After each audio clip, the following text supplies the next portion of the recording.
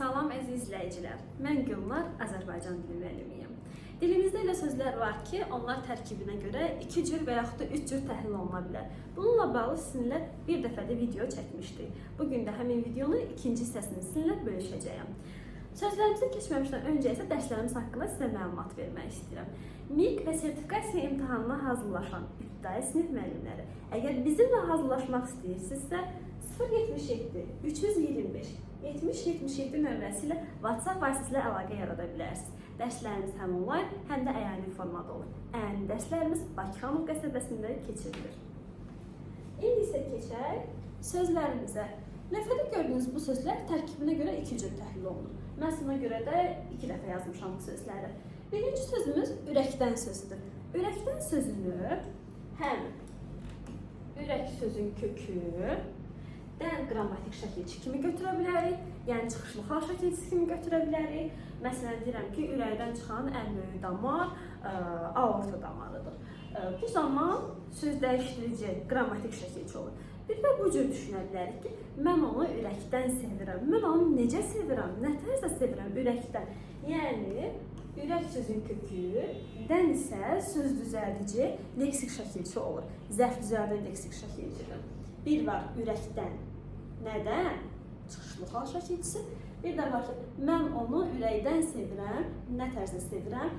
Tərz hərəkət zərfi düzəldir burada, dan-dən leksik şəkilçimiz.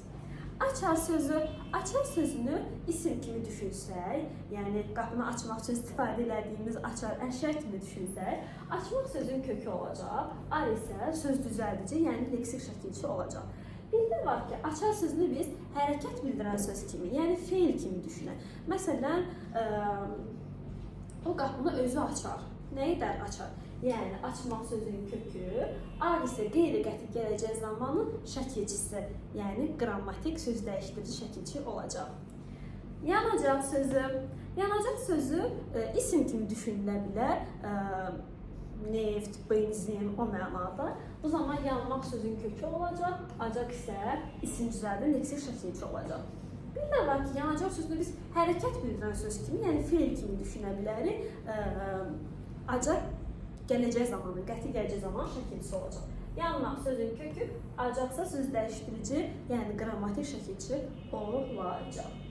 Biz görürük ki, yəni bura qədər təhlil etdiyimiz sözlərdən bunu müşahidə elədik ki, eyni şəkilçilərdir, dən, ar, acaq, acaq. Birində leksik, birində isə qrammatik kimi götürürük. Bu deməkdir ki, şəkilçilərin də anonimliyi ola bilər. Deyim sözü isim kimi düşünsək, demək sözün kökü eyni leksik şəkilçi olacaq, yığ bitişdirici samitdir. Deyim, hikmətli ifadə, atalar sözləri, deyimlər, məsələlər, yəni o mənada istifadə edə bilərik. Nə deyim? Bir də var ki, qoy mən də sözümü deyim, hərəkət bildirən söz kimi düşünə bilərik. Demək sözün kökü yığ bitişdirici samit, eyni isə qrammatik söz dəyişdirici şəkilçi olacaq. Və sonuncu sözümüz bəzən və bəzən.